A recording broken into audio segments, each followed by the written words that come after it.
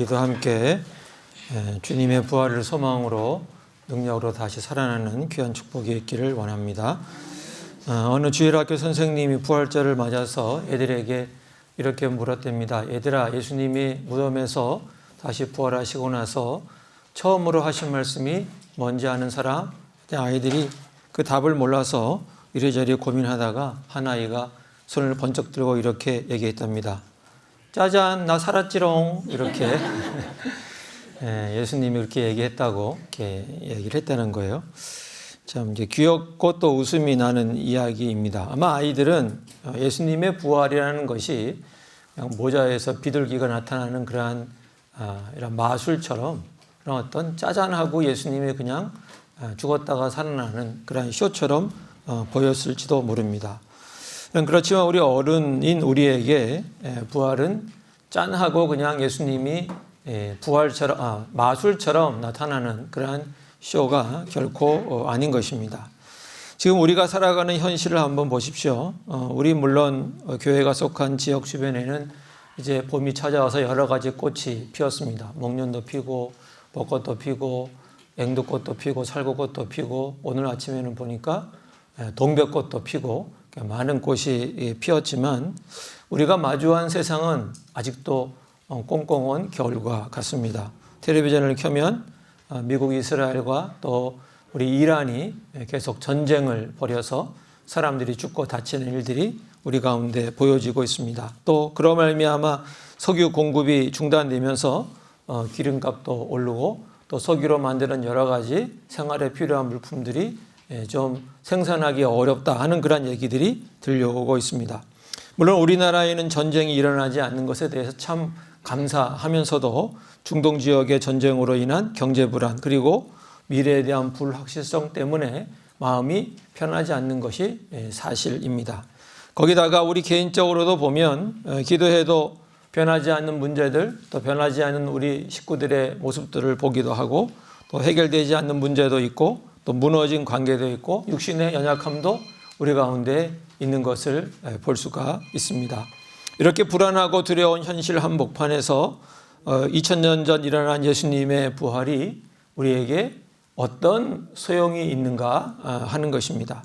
당장 내일의 평안을 장담할 수 없는 우리에게 이 부활절이, 이 부활의 능력이 우리에게 어떤 의미로 다가오는가 하는 것입니다. 오늘 로마서 8장의 말씀을 통해서 부활이 우리에게 어떤 능력이 되는지 어떤 소망이 되는지 함께 세 가지로 살펴보며 하나님의 은혜를 나누기를 원합니다. 첫 번째, 세상의 고통은 끝이 아니라 진통임을 성경은 말씀하고 있습니다. 오늘 22절 보면 우리가 아까 읽었지만 다시 한번 읽어볼까요? 22절 말씀 시작.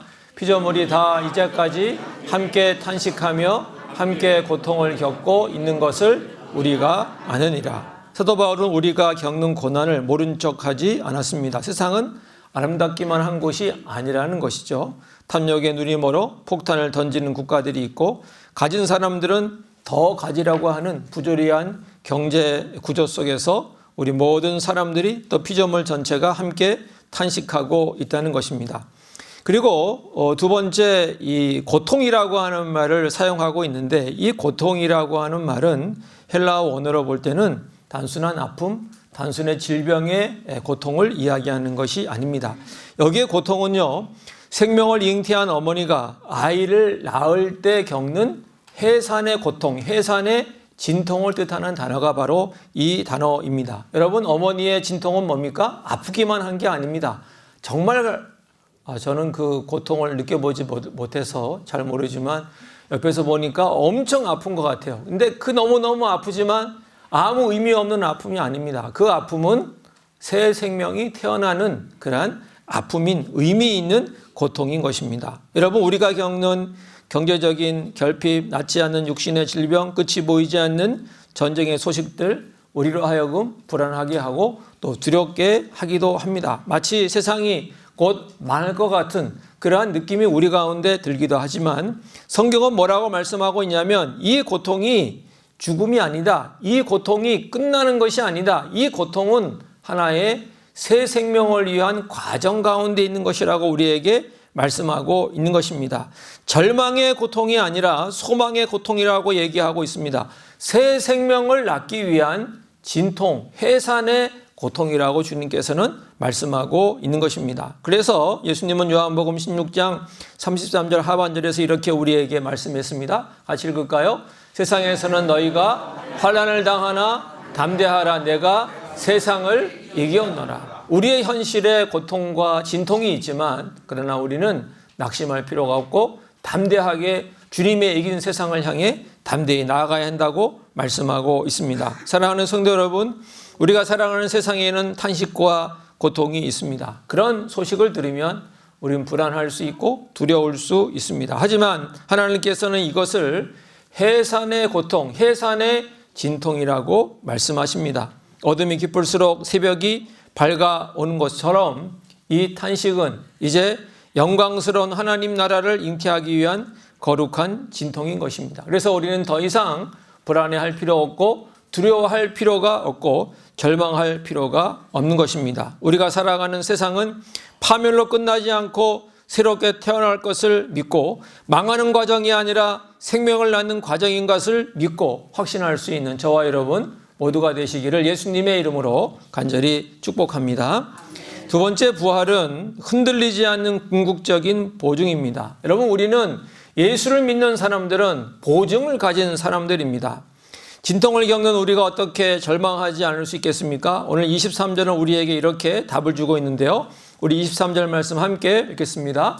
그뿐 아니라 또한 우리 곧 성령의 처음 익은 열매를 받은 우리까지도 속으로 탄식하여 양자될 것 곧 우리 몸의 속량을 기다리느니라. 여러분, 우리 안에도 여전히 탄식이 있습니다. 예수님을 믿지만 여전히 아플 수 있고 여전히 가난할 수 있습니다. 그러나 세상 사람들의 탄식과 우리의 탄식은 질적으로 다릅니다. 우리에게는 성령의 처음 익은 열매, 부활의 첫 열매가 우리 가운데 있기 때문입니다. 농사를 지으시는 분들은 잘 알 것입니다. 첫 열매 하나가 맺히면 농부는 그 작은 열매를 보고 앞으로의 풍성한 추수를 확신하고 기대하는 것입니다. 첫 열매는 모든 추수를 약속하는 확실한 징표가 되는 것입니다. 그래서 고린도전서 15장 20절은 우리에게 이렇게 말씀하고 있습니다. 같이 읽을까요? 그러나 이제 그리스도께서 죽은 자 가운데서 다시 살아나사 잠자는 자들의 첫 열매가 되셨도다. 예수님이 부활하셔서 예수님이 죽은 자가 살아나는 그런 부활의 첫 번째 열매가 되셨다고 우리에게 말씀하고 있습니다. 그래서 그 예수님을 믿고 예수님의 부활을 믿는 자는 주님이 첫 번째로 부활하신 것처럼 우리도 부활하게 될 것을 믿고 나가는 것입니다. 사랑하는 성도 여러분, 세상의 보증은 언제나 휴지 조각이 될 수 있습니다. 평화조약도 주식이나 부동산도 하루아침에 무너집니다. 그러나 생명을 주신 예수님, 사망과 무덤에서 일어나신 그 부활하신 예수님의 생명, 우리 안에 내주하시는 성령님은 결코 취소될 수 없는 하늘의 분명하고 확실한 보증수표가 되는 것입니다. 여러분, 우리는 이 땅에서 영원토록 사는 것이 아닙니다. 우리의 시민권은 하늘에 있습니다. 경제가 어려워지고 미래가 불확실해도 우리의 진정한 기업인 하나님의 나라는 결코 쇠하거나 낡아지지 않는 것입니다. 우리는 현실의 어려움 가운데서 나는 다시 못 일어날 것 같은 느낌이 들 수 있지만 부활하신 주님은 우리에게 말씀하시기를 너는 반드시 일어날 것이다, 살아날 것이라고 우리에게 말씀하십니다. 우린 이건 회복되기 어렵겠다라고 자포자기할 수 있지만 부활의 주님께서는 우리에게 말씀하시기를 너는 반드시 회복된다고 우리에게 보증하며 말씀해주고 계십니다. 이 부활의 첫 열매, 확실한 보증이 우리 안에 있음을 확신하고 내일을 소망하며 담대히 나아가는 저와 여러분 모두가 되시기를 예수님의 이름으로 간절히 축복합니다. 세 번째, 부활은 오늘을 살아내는 능력이 됩니다. 확실한 미래의 소망을 가진 사람들은 오늘 살아가는 태도가 완전히 달라지는 것입니다. 우리 마지막 25절 말씀 함께 읽어볼까요? 시작. 만일 우리가 보지 못하는 것을 바라면 참음으로 기다릴지니라. 여기 참는다고 하는 이 성경의 원어는 억울함을 꾹꾹 눌러 담으며 마지못해 버티는 수동적인 체념을 이야기하는 것이 아닙니다. 이 단어는요, 아래에서 무거운 짐을 지고도 꿋꿋이 머물러 있는 강인한 생명력을 뜻합니다. 세상의 폭력과 가난의 무게에 짓눌려도 쓰러지지 않고 부활의 힘으로 당당하게 버티면서 오늘을 살아내는 적극적인 능력을 여기서는 참음이다, 이렇게 얘기하는 것입니다. 다시 얘기하면 상황은 무너질 것 같음에도 불구하고 무너지지 않는 힘, 그것을 오늘 여기에서는 참음이라고 이렇게 말씀하고 있는 것입니다. 여러분, 부활을 믿는다는 것은 단순히 죽으면 천국 간다 하는 것으로 끝나는 것이 아닙니다. 오히려 흔들리는 세상 속에서도 흔들리지 않는 십자가의 닻을 굳게 내리는 것입니다. 세상은 경제 위기의 불안감에서 남의 것을 더 움켜쥐려고 하지만 부활의 능력을 가진 사람들은 그럼에도 불구하고 나눌 수 있는 것입니다. 세상은 전쟁으로 복수하려고 하지만 우리는 예수 그리스도의 십자가로 용서할 수 있는 믿음의 사람들입니다. 나누고 용서하고 품고 사랑할 수 있는 우리 믿음의 사람들이 되시기를 예수님의 이름으로 축복합니다. 이사야서 40장 31절은 우리에게 그래서 이렇게 말씀하고 있습니다. 같이 읽을까요? 오직 여호와를 앙망하는 자는 새 힘을 얻으리니 독수리가 날개치며 올라감 같을 것이요 다른 박질하여도 곤비하지 아니하겠고 걸어가도 피곤하지 아니하리로다. 여호와를 앙망하는 자는 새 힘을 얻을 것이다.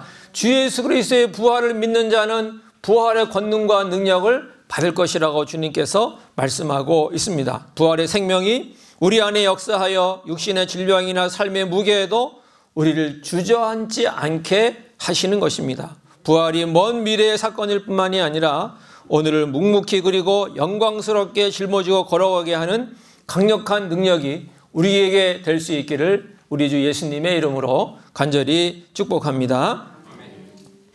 말씀을 맺겠습니다. 부활은 꾸며낸 얘기가 아니라 명백한 역사적 사실입니다. 부활은 장차 우리가 누릴 영광스러운 소망이면서 또한 폭풍을 치는 현실을 뚫고 나가는, 현실을 살아나게 하는, 현실을 살아가게 하는 강력한 능력이 되는 것입니다. 여러분, 지금도 러시아와 우크라이나가 전쟁 중에 있는데 그 전 세계를 눈물짓게 했던 한 장의 사진과 기사가 있었습니다. 우크라이나의 한 지하철역, 러시아의 공습을 피해서 지하 방공으로 숨어든 사람들이 있었습니다. 지상에서는 포탄이 터져서 자신들의 집이 무너지고 있었습니다. 춥고 배고픈 그곳에 부활절 아침이 밝았습니다.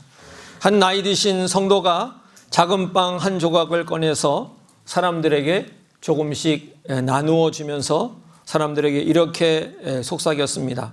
오늘 설교 제목인데요. 크리스토스 보스크레스. 제가 이쪽 나라 말을 알지 못해서 이게 정확한 발음인지 또 액센트가 맞는지는 모르겠지만 이렇게 얘기했는데, 이것은 뭐냐면 그리스도께서 부활하셨습니다 라고 하면서 사람들에게 빵을 한 조각씩 나누어 주었고, 그러자 두려움에 떨던 사람들이 그 빵을 받아들고 이렇게 얘기했습니다. 예, 예수님은 참으로 부활하셨습니다. 이렇게 같이 화답을 했고, 그 안에 두려움과 불안이 가득했던 그 방공호 안에 평화와 하나님의 사랑과 은혜가 가득하게 되었다는 것입니다. 머리 위로 포탄이 떨어지는 절망적인 방공호 안에서도 부활은 선포되었습니다. 그들은 모든 것을 잃은 것 같았지만 부활하신 예수님이 계셨기 때문에 그들은 절대로 무너지지 않았습니다. 그 마음이 절망으로 떨어지지 않은 것입니다. 세상의 어떤 무기도, 경제적 위기도, 심지어 사망조차도 부활의 첫 열매를 가진 믿음의 사람들을 꺾고 놓지 못한 것입니다. 우리 성동중앙교회 모든 믿음의 식구들이 이 부활의 권세를 굳게 붙잡을 수 있기를 축복합니다. 현실의 불안과 두려움 앞에 무릎 꿇지 않기를 원합니다. 우리 삶의 자리가 아무리 고단하고 부조리할지라도 속으로 탄식할 수는 있을지어도 절대로 포기하지 않기 원합니다. 왜냐하면 우리 안에는 부활에 대한 소망이, 그 생명이 우리 가운데 있기 때문입니다. 현실의 탄식을 뚫고 피어난 부활의 첫 열매이신 예수 그리스도, 그 생명의 능력이 이번 한 주간 우리 믿음의 사람들의 심령과 마음 가운데, 가정 가운데, 그리고 일터 가운데, 우리 육신의 연약함 가운데 충만하게 역사하시기를 우리 주 예수님의 이름으로 간절히 축복합니다. 기도하겠습니다. 사망 권세를 깨뜨리시고 생명과 소망의 첫 열매가 되신 하나님 아버지, 참으로 감사와 찬송과 영광을 돌려드립니다. 하나님 아버지, 화려한 봄꽃이 피어나는 이 계절에도 우리의 들려오는 소식은 전쟁의 참상과 경제적인 위기로 인한 깊은 탄식입니다. 오르는 물가와 불투명한 미래 앞에서 성도들의 일상도 불안하고 두렵습니다. 피조물이 허무한데 굴복하며 썩어짐의 종로를 타는 이 부조리한 현실 속에서 우리가 의지할 곳은 오직 십자가를 넘어 부활하신 예수님밖에 없음을 이 시간 고백합니다. 오늘 주께서 주신 말씀처럼 이 시대의 고통이 파멸을 향한 비명이 아니라 영광스러운 하나님 나라를 잉태하기 위한 해산의 고통임을, 해산의 진통임을 깨닫게 하시니 감사드립니다. 절망이 가득한 세상 속에서 예수 그리스도의 부활이 흔들리지 않은 하늘의 보증수표가 되어주심을 믿습니다. 사랑하시는 주님, 육신의 질병으로 속으로 탄식하며 눈물을 흘리는 성도들이 있습니다. 물질의 결핍과 가정의 어려움으로 깊은 한숨을 쉬는 이들이 있습니다. 성령의 처음 익은 열매를 가진 우리 믿음의 성도님들이 심령의 그 심령마다 찾아가 주시기를 원합니다. 부활의 생기가 메마른 뼈들을 살렸듯이 상하고 지친 영혼과 육신을 어루만져 주시고 회복시켜 주시옵소서. 우리로 하여금 눈에 보이는 절망에 함몰되지 않게 해주시기를 원합니다. 보이지 않는 참된 소망을 품고 참음으로 하루하루를 넉넉히 이겨내는 부활의 능력을 부어 주시옵소서. 세상이 불안으로 움켜질 때 우리는 사랑으로 나누게 하시고, 세상이 미움으로 다툴 때 우리는 십자가의 샬롬을 전하는 평화의 도구가 되게 하여 주시옵소서. 그리하여 이 흔들리는 세상 속에서 썩지 않고 쇠하지 않는 부활의 영광을 증언하는 든든한 방주로 굳게 서게 하여 주시옵소서. 진심으로 참으로 부활하셨습니다라는 이 벅찬 고백이 일주일을 살아갈 우리의 호흡이 되고 능력이 되게 하실 줄로 믿습니다. 부활이요 생명이신 우리 구주 예수 그리스도의 이름으로 간절히 기도하옵나이다. 아멘.